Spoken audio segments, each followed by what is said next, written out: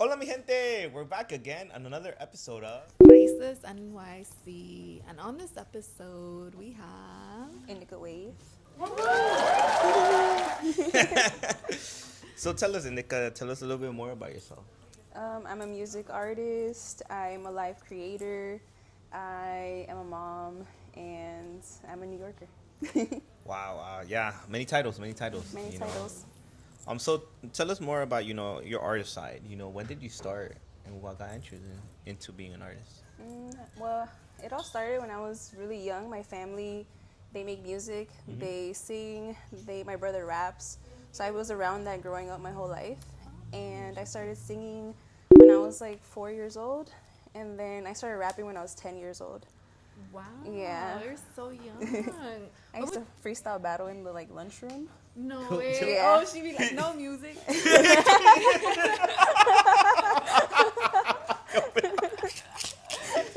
put the pencil like. Yo, do you remember those times? Did they do Yeah. that? I was the only girl that was freestyle battling when I was in middle school, so I was always going against guys, boys, and they would show up with their notebooks, and I had no notebook. I was like, no Damn, notebook. that's crazy. First thing, Wow. she cut the ass on the little notebook at first. Yo, no way. And so, at what age, too, did you start taking it more forward, or? Probably in 2017, after I had my daughter. She was already 3 years old, and I don't know what it was about having her that made me get over stage fright. I got over this fear of going for something, because I used to be afraid to get on stage and perform. But I think ever since then, it made me push myself to just, there's no time like right now. Because you would think after having a kid, it slows you down. I think it gave me more motivation. No, yeah, definitely, That definitely. happens. Sometimes some people just change completely after having a child, and you're like, you know what, I gotta go out there and get it, right? Yeah. What would you say were your influence growing up though? Because you were so young too, rapping and singing.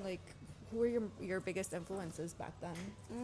To be honest, my dad, my brother, but musically, Tupac. I love Tupac so much. I used to write poetry, and one thing about Tupac is he used to take his poetry and turn it into raps. Okay. And another person was Eminem so much because my brother gave me all these CDs, and I had a CD player. So at bedtime, when I was supposed to go to sleep, I would listen to all these Eminem CDs. I was 8 years old listening to No way. Eminem. Yeah. What? Yo. Oh, do you remember the movie? Yes, It was 8 Mile. Yes, I got that's snuck into such that a good movie. Yes. No way. Yeah. Snuck in, really? Because I was little. I was a little kid when it was in movie theaters. Oh, I was shit. probably 9 years old, 10 years old, and my dad snuck me in. My brother was already a teenager. Yeah. So they were like, "We want to watch this movie. You're coming with us." Yeah, and they yeah, snuck yeah. me in. The You- same thing with Get Rich or Die Trying. Okay. Oh. Yes. Those two are such good movies though. Big staples, I think. Really iconic. Like she's watching 8 Mile as a little kid. She's like, wow. I Yo. want to be this. Yes. That's crazy. Yeah, that's it. That's what you're like, wow, that's it. This is what I want to do. All right, so you said 2017 that Yeah, you started. 2017. All right. 9 years almost. Yeah. Yeah. Wow. Do you still remember going to the open mics, going to the underground basement type of? Yeah. How was that for you? Those are my favorite times probably from being an artist, because I feel like there's nothing in the beginning when you're trying to do something, and it's not about fame, it's not about money, it's just about the passion of trying to get yourself out there and get comfortable with doing it. But those are my favorite times. I used to go to open mics by myself, so I never had a group of people that would attend with me. I was Really? always I would find out where these open mics were. I would find out where these events were, and I would just show up, because I went from being a stay-at-home mom, and I had no connection to the music world at Yeah. all. So it was just me and the internet and finding stuff out. I would go and show up, and I would just start putting myself out there, reading poetry, and then it turned into me making songs. I quit my job that I had. I used to Okay. work at this fencing center, and I took my last paycheck and I bought recording equipment, and Oh, I wow. recorded my first song, and I put it out that same night that I finished the song. And then from there I would just go and perform my music that I started releasing. Also, do you remember those flyers, those big flyers, open mic artists, this and that? Even now you still see them, and they're just damn, I used to be in those, I used to Yeah. do those. I mean, hey, props to everyone who does it, because as you know, it's not easy to. Yeah, I give so much respect, so much love to the artists that put themselves out there and share their talents, sometimes the thing I think, I don't know if it's New York or just everywhere, where it's like it feels very competitive sometimes, where people Yeah, yeah. there's artists out there, like if you go perform and it's a room full of artists, they'll just be like, you know, it's, and then I always love to be right in the front, and I'm like clapping for everybody, and I'm like cheering everybody on, because I know it's not easy for everyone to like get on stage and like showcase themselves. No, yeah. I'm gonna be honest. I think I started following you like 2020, 2019. Oh, You know, we were wow. just popping up too, because during that time, fun fact, I was music managing. You know, because one of my close homies, he wanted to be an artist. He wanted to do all of that. So we were nonstop. You know, going to the open mics, going to the basement. You know, I'll be like just with him the whole time. And you would pop up a lot on social media, and I was like, damn. And I would be like, yo, like someone else is really doing it out there. And the next thing I just remember is when we had that first chat. Oh, It through yes. TikTok. Yes, in my live, yes. Yo. I was literally like about to go to sleep, and then I started watching her live, and then they're like, yo, take out the puppet. Yeah, come on. I was like, come on live, show your puppy. Yeah. Yes, and then I think we had another call, and then she got on the call too, and she had come from boxing. Oh yeah, the other yes. time. Yo. Yeah, bro, that was a time. That's such a while ago too. It was like in the beginning stages of like you guys were coming up with everything, and like you still had you said you were selling like your sweaters in the park and stuff. Oh Yes. yeah. Yo, you're very, you've done so much. I would say you're one of the first ones too, like Chicana, like all of that, like putting yourself out there, because you're basically everywhere. Everyone knows you. Everyone's seen your stuff at one point. That's so crazy. How do you feel about that too? I sometimes don't imagine it that way, because I'm literally, most of my days I spend like with my daughter, with my family, and I only go to events when like, oh, I really want to go to this, or like I find the time to go to things. So when I go outside and I meet people that are like, hey, I know you, you're Indica Wave, and it happens to me so much. Yeah, like how does it feel to get recognized on the It's- street? Like, It's yo, it's Indica. weird. It's still weird to me, because I still see myself like I'm just a regular person. So it's like when I'm outside, I go to car shows sometimes, and someone will be like, hey, I know you. Like I've been to one of your performances like years ago, or like, hey, I know you. Aren't you like Indica Wave? And I'll be like, yeah.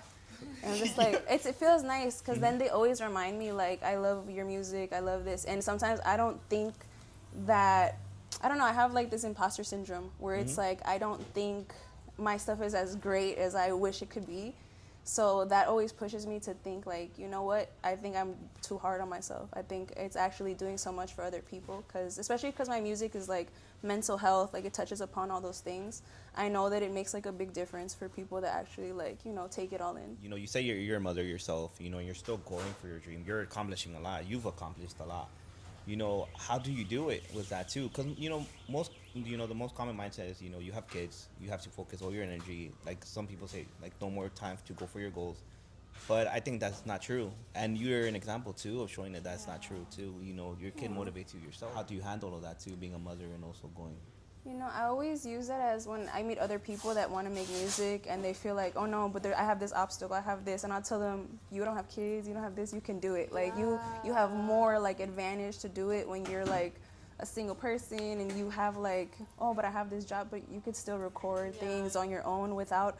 There's so much you can do without budgets, That's how I learned in the beginning. Like I didn't have big budgets, I didn't have like money to make music videos, I didn't have any of that. It was just my phone, which is like the most universal tool we have to do anything. Like you can really make a music video on a phone, things like that. I started doing covers of other people's songs on Instagram, and then I would get seen by like Billie Eilish, by like Rich the Kid, by like all these people. And when I realized like all you need is the internet, you don't need to actually go outside.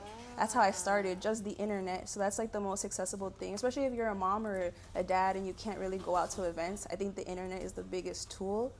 Would you say that's like the biggest thing that was the game changer for Yeah, you, like, social definitely, because it started with social media. Like when I started making music, I had like 1,700 followers, and then I was just trying like putting stuff out there, and then in the years that I've like just been going, made it to like 20 something K, and then TikTok too was like a big tool when it was coming out.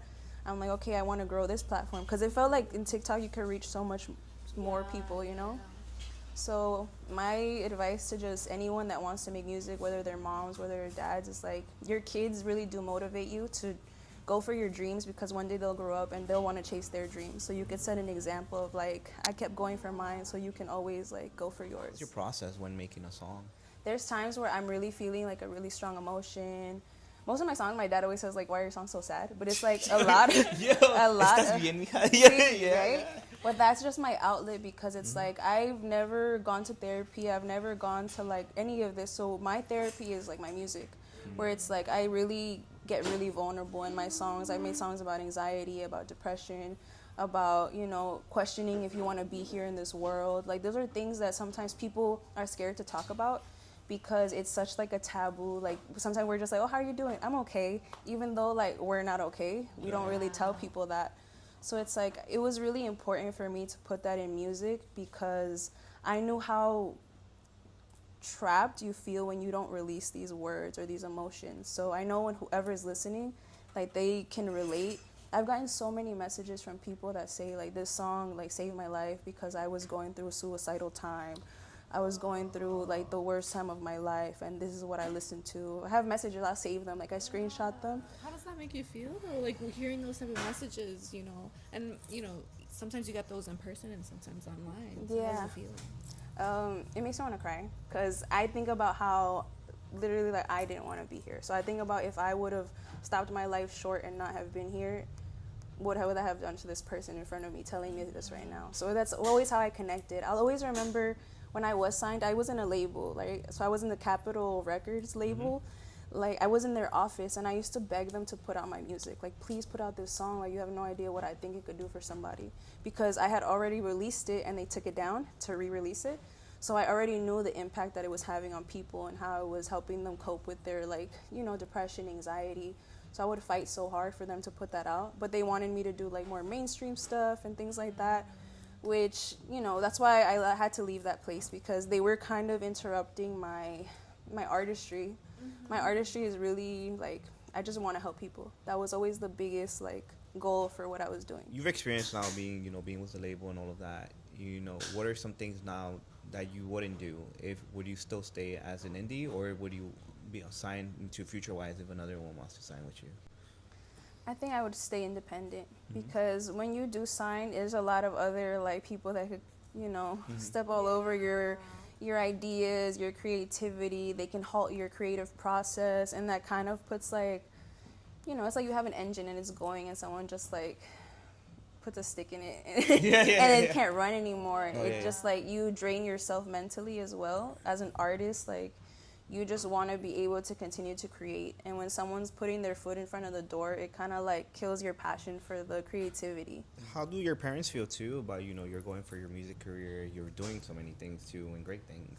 You know, what is their opinion on that?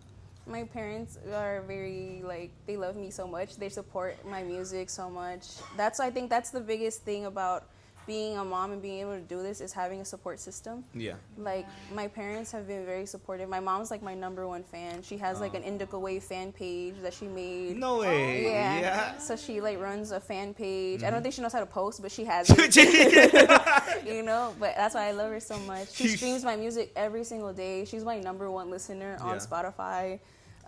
My dad, he has produced music with me, so he's on the song Frustration. We have Spanish records that I haven't released yet. I've been like waiting. Wait, what? Yeah, I've been waiting to like release certain things, but they're like, I don't know, because I'm so like, I always question things, I hold on. This whole year, I've had a whole album done and I haven't released it. I haven't. Really? Yeah, because I'm just like, no, I don't know if everyone's ready for this. I always do this thing where. Nah, yeah. I mean, you know when you want to release it, but I feel like we're now in the best time to just show how we feel and show our talent. Yeah. But I'm very curious, you know, this new one, is it Spanish, huh? Yeah, it's in Spanish. My dad's playing the guitar on it. And it's a song that, it's called Ganas. And it's like the urge to want to uproot, the urge to want to leave like your situation or a place and just like have a change of scenery. So yeah, that was the basis of the song, and I love that song so much. So especially the records that I'm creating, they're very like vulnerable to me, and I think in the moments where I was going through what I was talking about in the songs, I was like, I don't want to put this out because it's still very personal. It still feels like I'm still going through this. Too fresh. Yeah, So fresh. and I've had this experience where I've performed, there's a song called Peace Not in Pieces. It's out now everywhere, but I remember in the beginning when I first wrote that song, I wrote it while I was crying. Like I was crying and I was writing it all, And then when I performed it for the first time, I cried while I was performing the song. Oh, and wow. and I think it's beautiful. Like, I don't mind to cry while Yeah, I'm yeah. performing, but it was just like it was tough, like, to feel like, wow, this is still fresh, like, these feelings, and you don't know it until you're performing it in front of a bunch of people, like, oh, I still feel all this No, stuff. yeah, yeah. Wow, that's yeah. And then you're the only one that knows when you're ready to bring out what you did, and people, yeah, they might say like, oh, bring it out now, or like, yo, you should start doing it now. Hey, you have a strong following, your worth, and when you bring it out, everyone will listen to. Yeah, like you said, it's about timing. Yeah. Do you feel like low key too? Because like I feel like sometimes in Spanish things just hit with you harder. I don't know Yeah. why. It's just like the language is like damn, like Yeah, some of the definitely. words. The song process for the song Ganas was a little different. I had my mom and my dad in the studio when I was making this. Okay. Yeah, I was making this record, and they were both there. And I was like, oh, I want to say this, and I was telling my mom, and she was like, my mom even has like credits on the song because she gave one line. She was like, you should say this one line, and I was like, oh, my mom's a songwriter. Oh, like, Yeah, and I've never like co-written with people. Like, I've never had anyone write for me. But the fact that my mom put, I was like, I have to give her she's credit. that good. Like, yo, we came up with that. And then I even have recordings of my mom's voice that I want to put on, like, when there's like interludes and Yeah, stuff. yeah. And I have her voice recorded, and I want to put her in my album. My dad too. I have, when we're sitting together and we're playing stuff on the guitar, I have his voice as well, where he's like, oh, is this good? Is it? And I'm like, yeah, that's fine.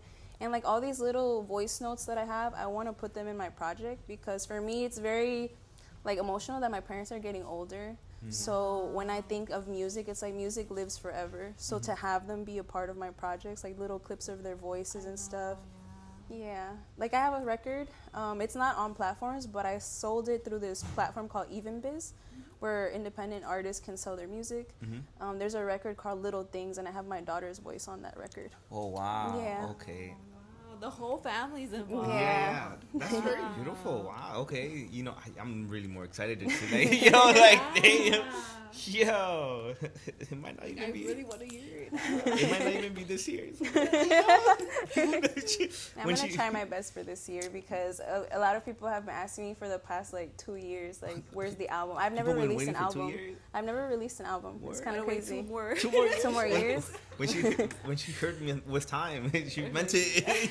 What I realized is I used to be so pressed about time, like, oh my god, like, oh, if I don't release this now, it's gonna be too late, and I always used to feel that way. But now I feel like, to be honest, with the music that I create, about it being like, mental health stuff, I feel like people are always gonna be going through something.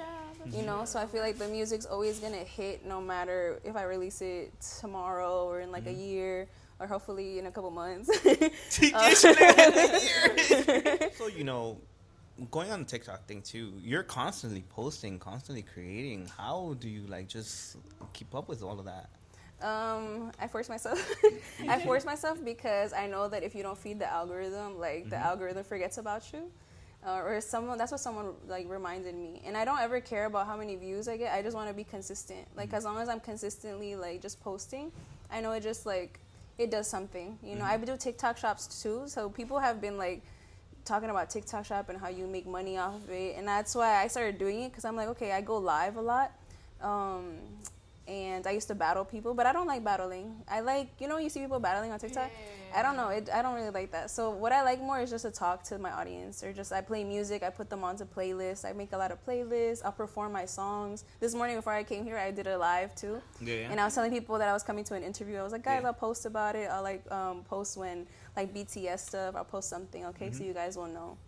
And I perform all my old songs, and everyone was telling me to release music. So I was just like, that's the thing that's kind of cool, the fact that I can keep pushing my old music to new people. And I think that's why TikTok is such a cool tool, especially when like going live or just posting content. Like, you never know who it's gonna And reach. again, when we saw you, you came to our gallery. I think it was the Sentimientos. Yes. I turn around, I'm like, oh shit, what the heck? That was so surprising, because like, we always get surprised by the people who come to our events, and we're always so super grateful. But I think it was more special for us because we finally got to see you on the mic for a bit. Seeing everybody put their vulnerability on the mic is always so special, and you know, I applaud you for that. And thank you again, you know, for even coming to our event, you know. But yeah, what did you think of it? Just like, I thought it was beautiful. You know, it's funny that I just told you, like, oh, I be pulling up to events by myself, and I did. I pulled up by myself, and I'm just there eating my tamales and stuff. The food was delicious. Everything was beautiful, from like the poetry to the photography to the live airbrushing. Everyone's poetry was so beautiful. I cried when a few people went on stage to perform their poetry. I was there crying. I was like, this is so beautiful. Sentimientos, like, for real, like, it's a beautiful name for it. Definitely, there was a lot of feelings, like, you know, with especially the topics of, like, there was a lot of people that spoke about the immigration stuff and things like that. It was just a beautiful event, very well crafted. You guys did amazing. And then I got like a little gift bag, and I still have my tattoo.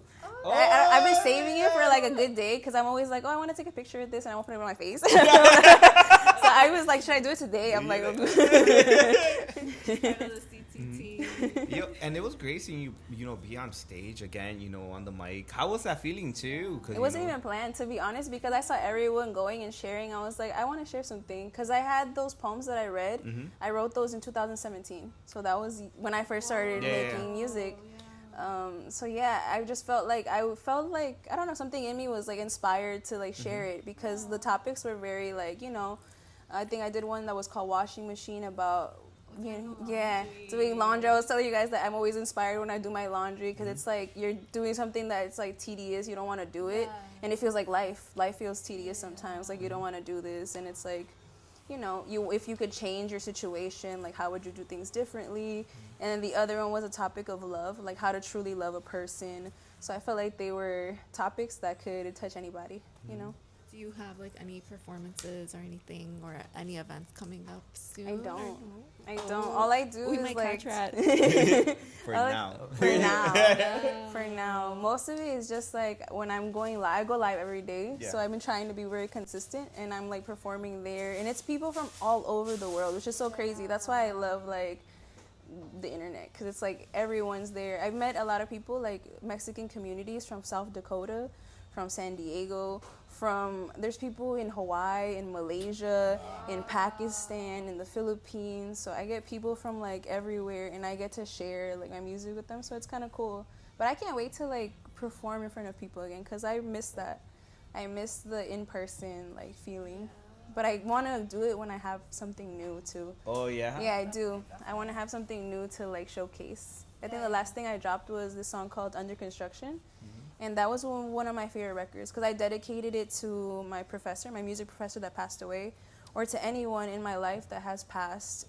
It talks a lot about how even when people are no longer here in the physical world, like they're still here with us. Their energy is protecting us. Our angels are always protecting us through everything we go through. Would you say that was like one of your inspirations, you know, your teacher like giving you that motivation to keep your music going? Definitely. What's crazy is before they passed, we had spoke about them becoming my manager, my music manager. No way. And they ended up passing away, and I took a break from making music because I was just like, it was disheartening a little bit, because they were somebody that was already really known in the industry, and I was like, oh, like finally I have someone that has my back, that doesn't have like ill intentions, that actually believes in like what I'm doing. And then for them to pass, it was like really hard for me. I cried. But then a few months later, I wrote a book for independent artists to kind of like how to navigate in the industry when you're independent and do things on a budget, how to record your music, how to do a bunch of things. I teamed up with my engineer Trees, and he wrote the whole like mixing, mastering part, how to do music in your room, how to... Yeah, so we collaborated on that book together during, I think, it was like 2 years ago. Yeah, and a lot of people bought the book, and they really saw like a lot of good things that helped them with their music. And if somebody wants the book, where can they get it? I think it's still available on my Etsy. I have an Etsy. It's a digital book, so it's only like 11. I think I made it 11.11. That's the price. Oh wow! Yeah. Okay, even the price you thought. Wow!